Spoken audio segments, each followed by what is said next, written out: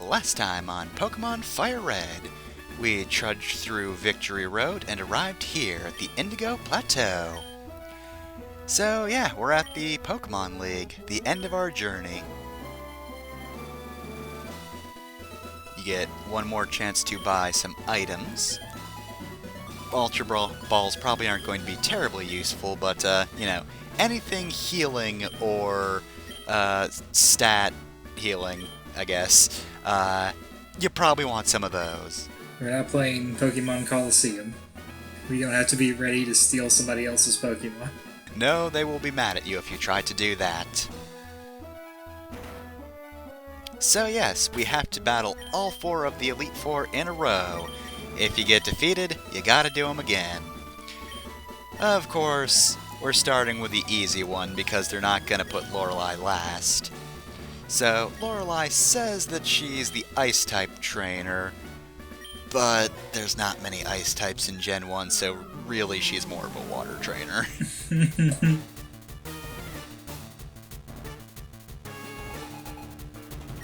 Alright, so, starting off with a Dugong.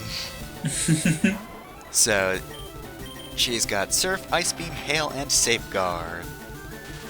Safeguard, not great if you're planning on taking these guys on with status effects, but I don't need them. Eevee Mame is one of the closest Pokemon to actually being on par with the Elite Four's Pokemon level-wise. Still a little underleveled. Yeah. It's fine though, because Eevee Mame is just very powerful. Who uses status effects in single-player Pokemon? Me.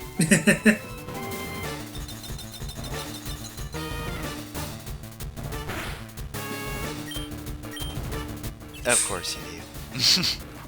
So yeah, I forget if Cloyster uses it in this fight, but she does have spikes. Which, spikes, if I remember correctly, is one of the moves that just spreads arena traps around, so if you switch out, then you get hurt. Yeah. It's not the one everybody hates, even though it is apparently ground type. It's not Stealth Rock. It's not Stealth Rock. Yeah, that was the thing that, Stealth Rock was Rock type, and there are a surprising amount of Pokemon that would be high tier, except they would lose a quarter of their health when swapping in. Yep. I think the third move like that is just Poison? I think it's just called Poison Spikes, but it doesn't do damage, it just inflicts poison. Yeah, Poison Spikes is one of my favorite. Really good for Venoshock. That is actually probably one of my favorite arena trap type abilities.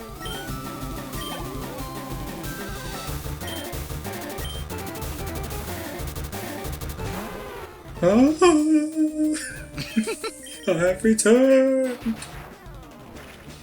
Alright, so Lapras here has Confuse Ray, so that'll be a pain.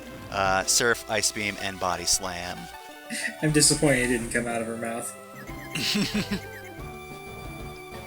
Take this Confuse Ray. Oh yeah, she's also got a Citrus Berry.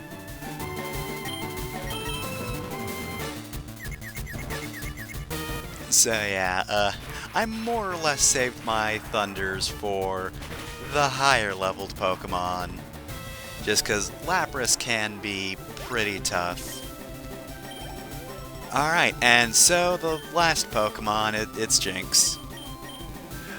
Also the only Pokemon in Lorelei's team who is not part Water type.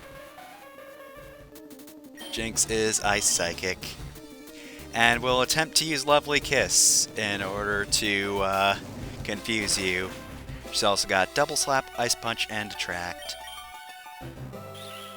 Essentially, as a final Pokemon, she's kind of just mostly annoying with status effects, though also, that Ice Punch wasn't very effective, still hurt a lot. Mm-hmm. That is like the difference in levels. Over 10 levels above you, yeah. Were there any pure ice types in Gen 1? I don't think so. It seems like almost all of them were Ice Water, except for Jinx, which was Ice Psychic, and Articuno, which is Ice Flying. Yep. And she certainly wasn't going to use Articuno. Didn't make any pure ice types. They just forgot. So yes, Lorelai's not lying when she's saying that we only got a taste of their power, but this next member of the Elite Four isn't too bad either. This is Bruno. Can you guess what his gimmick is? Is it being Brock's dad? Yep, so it's Brock, but also with a touch of wrestling.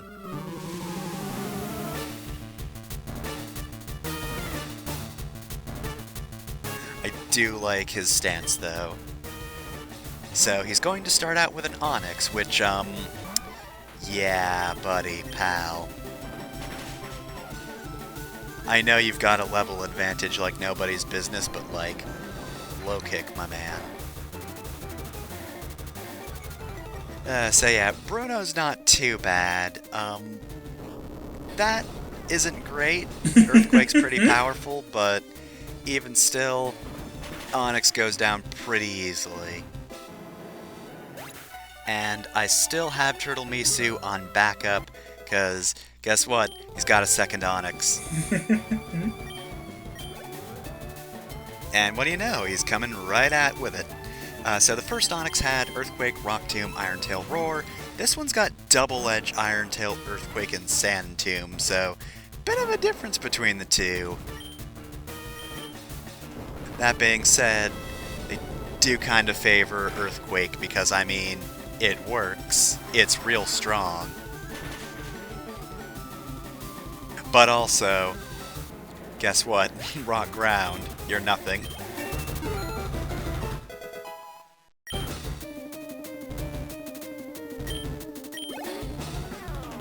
Alright, so now let's go to Bruno's fighting-type Pokemon. They're tougher than I would normally give them credit for. Hitmonchan's got Sky Uppercut, Mach Punch, Rock Tomb, and Counter. Of course, you probably remember from earlier, but Sky Uppercut hits Pokemon that are trying to fly. So, you know, not a big fan of that. That is why Spearmint's not here.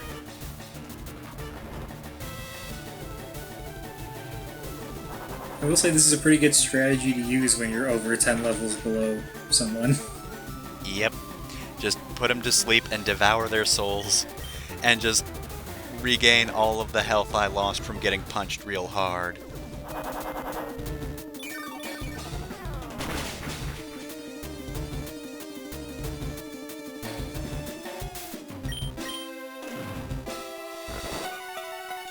I probably should have just done a Psychic just to be safe, because Hitmonchan might have woken up. As I believe I've mentioned before, that's sort of the danger with the Dream Eater strats. If you're slower than the other Pokemon, they do have a chance to wreck your strategy in the middle of it.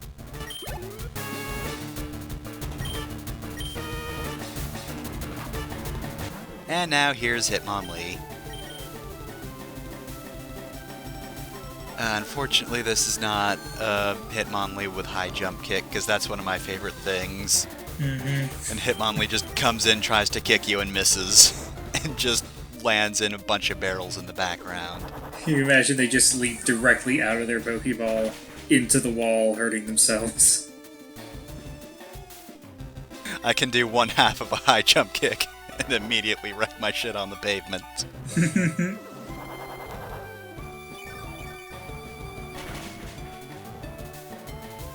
Alright, now have you learned your lesson? Are you going to use Psychic? Yes. Yes, because You Full Restore is a fucker. Yeah, so Hitmonlee was in the red. That was kind of inevitable.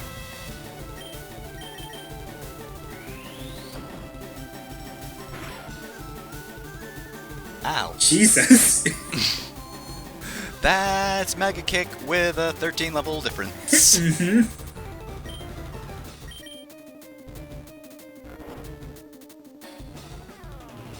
Of course, it does go without saying that all of the Elite Four have items they can use, and they're going to use them. In fact, whoops, Hitmonlee's in the red again. Oh my god, Bruno, fuck off. I forget the exact number of items a trainer will have, but I know it's at least 2.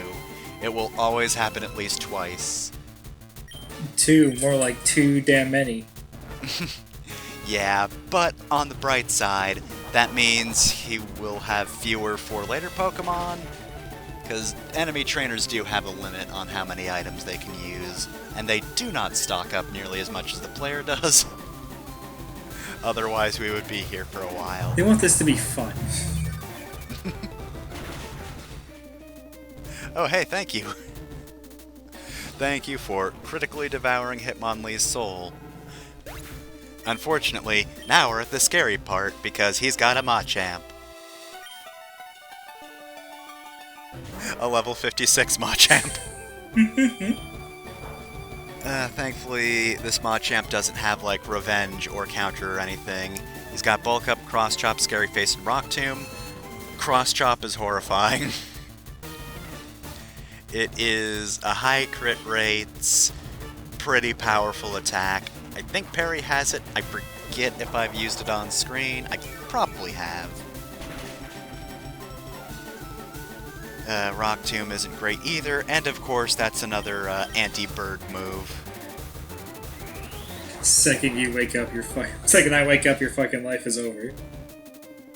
I've got Cross Chop and 4 arms to use it with. And of course... he's also got a Citrus Berry. And then I decided, I will perish if I don't use a potion now. And my team's not really made for fighting types exactly.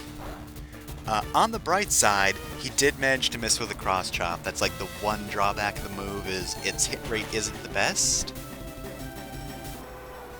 But also, I can't tank 2 of them, so I was kind of depending on being able to dodge one of them. Otherwise, I would have to just not maybe win with that particular Pokemon. Anyway, real quick, anytime you talk to Bruno, he will face away from you. It's great. He's real mad. And now, welcome to the horror show. It's Agatha. I say horror show in part because she's the ghost type Elite Four member, and also because she's the hardest one. At least to me. Next one's pretty tough too, but in almost every playthrough of FireRed I have, Agatha does slam dunk me pretty hard. In fact, this is probably one of the best runs I've ever had against her. And she's going right out the gate with a Gengar.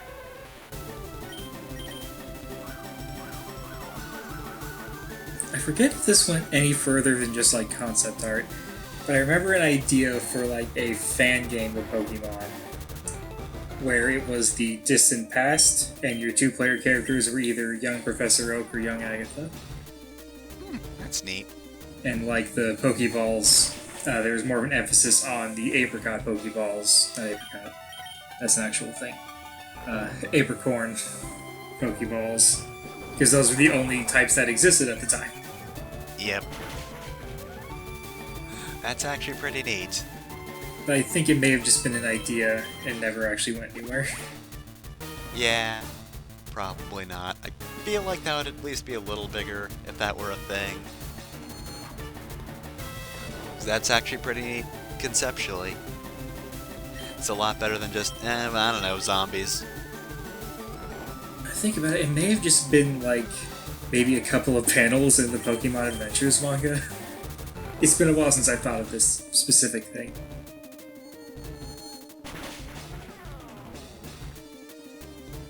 Speaking of the Pokemon Adventures manga, that author is psychic, he can see the future. During the Gen 1 arc, there is a part where Agatha and Professor Oak fight, and Oak has his Kangaskhan use Dizzy Punch to knock out a Gengar, which was impossible at the time. And then abilities got introduced. Kangaskhan had Scrappy, which meant that she could use normal type moves on ghost type Pokemon. I see, it was all a retcon. So he was right the whole time. We just didn't know it yet. You can totally Dizzy Punch a Gengar. In addition, see that Jigglypuff? That's not normal type. Keep telling me it's normal. It's not. It's a fairy type. Talk to my buddies in Kalos, they get me. They're the only ones.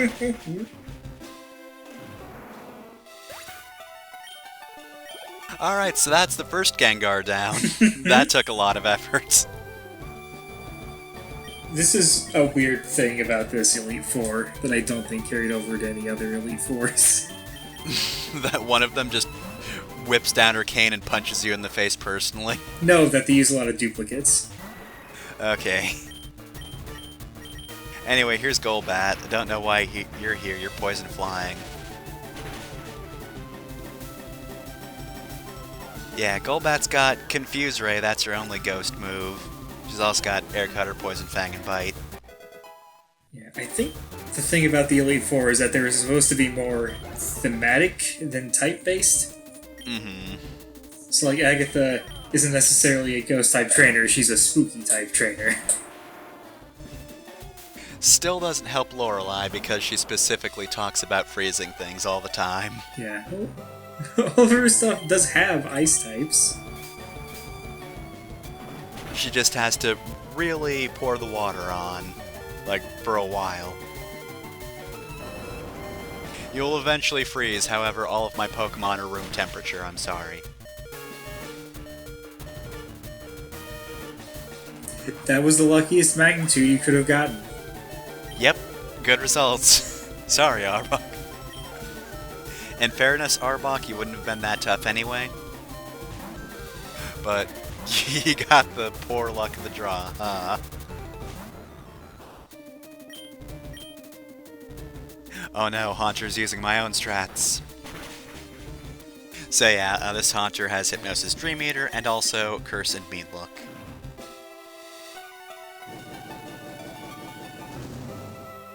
I'm really glad Char was not sleepy at all. And also Fire Blast is surprisingly damaging. Don't doubt that stab bonus. Anyway, Gengar's gonna continue trying it. Jesus.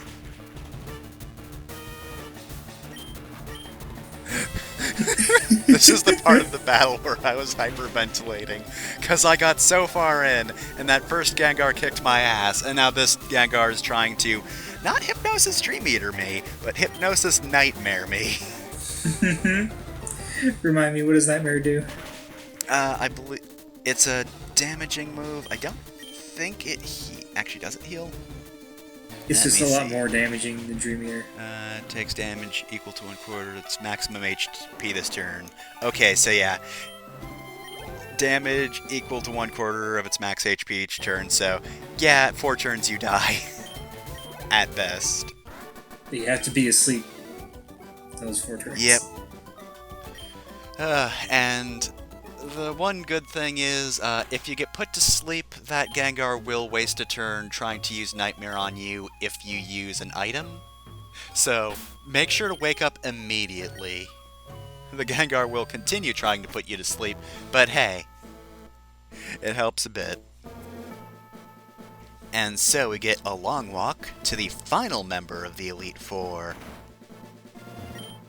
You know him, you love him, it's Lance. Actually, you know him, but you probably hate him. He is the Dragon Trainer, which of course, this being Gen 1 means he's training that type that's like really rare. Just a whole lot of good legends about those dragons and how powerful they are. And unfortunately, this is Gen 3 where they actually get good moves. It's not just, hey look, dragon type is good in theory, but they got nothing. Of course, to be fair, most of their moves still don't have that much variety. He's starting with a Gyarados, which, big mistake. Quad weak, baby. Sorry, you had 7 levels over me. I couldn't hear it over the sound of your water flying type. That Gyarados had Bite, Dragon Rage, Twister, Hyper Beam. This Dragonair is probably the one with Safeguard, Outrage, Dragon Rage, and Hyper Beam.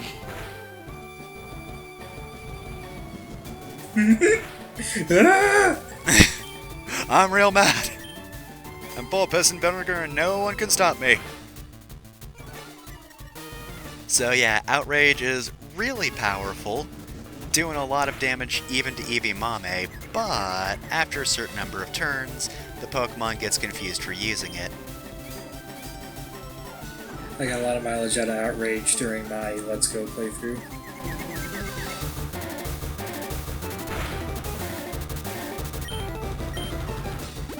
God damn it. I have a trainer with items because fuck you.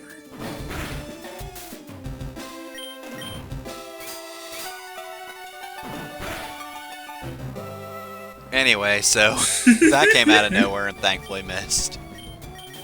But that does mean that Dragonair's not going to be tired since Hyper Beam didn't proc, so I decided to tank it with a Rock-type Pokemon because Hyper Beam is powerful, but it is a normal-type move. So, thank you, Candy, for taking that one for the team. And now Dragonair's stuck recharging. Get a Magnitude 8. I was rather proud of myself for that one. Most of the reason that worked, though, is because Eevee Mame just dodged a beam. It should be worth noting that Lance is not just the Dragon-type trainer, but also the Hyper Beam trainer. He really likes Hyper Beam.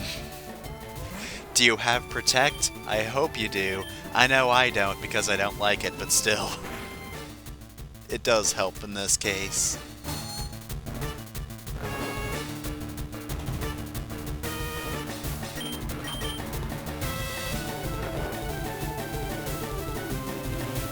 So we talked about the, I don't know what to call it, the controversy seems like the wrong word, but the split opinion on Dragonite. What about it? A lot of people really dislike Dragonite's design because Dragonair is really elegant and beautiful, and then Dragonite looks like Dragonite. Dragonite is just Charizard, but from like a fairy tale book.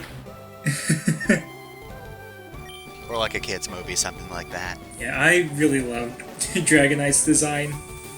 Yeah, I loved it. Cute. One of the most powerful Pokemon in Pokemon looks like that. Yep. Yeah, Dragonair's pretty cute, and again, has that sort of like young audience movie feel to its design. I understand why some people prefer Dragonair's design. And in Gen 1, like, it was totally viable just to use a Dragonair. It was still a really strong Pokemon. Ah, Pterodactyl. So, speaking of strong Pokemon, here's a rock flying type. Could be worse, could somehow be ground flying. Because, in fairness, rock doesn't completely negate electricity. Some people make that mistake just because a lot of rock types are also ground type. But if I remember correctly, Aerodactyl isn't weak to electricity, right? Because of the rock. I think so. Like you said, most rock types are also ground types, so I don't really remember how electric affects rock. Mm-hmm. But yeah, thankfully, rock is still weak to water, flying doesn't help there. But now we have Lance's last Pokemon. name is Dragonite. I'm here to say Hyper Beam! Alright, so yeah, Safeguard, Outrage, Wing Attack, Hyper Beam.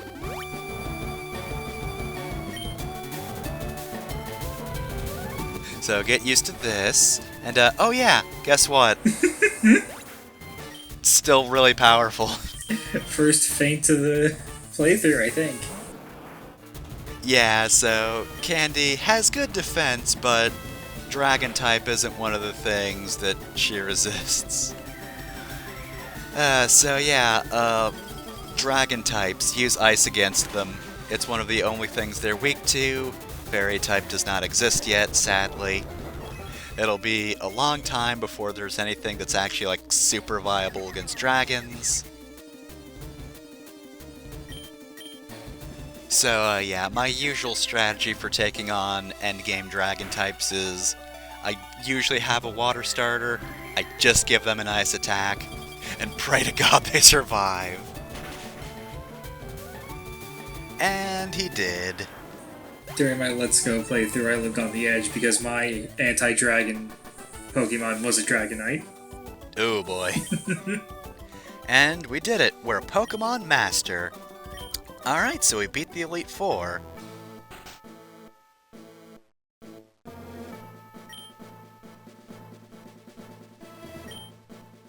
Okay, you did that on purpose, Lance. And of course, there's one more trainer to face, and it's Hideki. Yeah, so while we were on Victory Road, he just came in and wiped the floor with the Elite Four, so now he's the champion, and we've got to beat him. So, next time on Pokemon FireRed, we make Hideki a footnote in the Kanto League.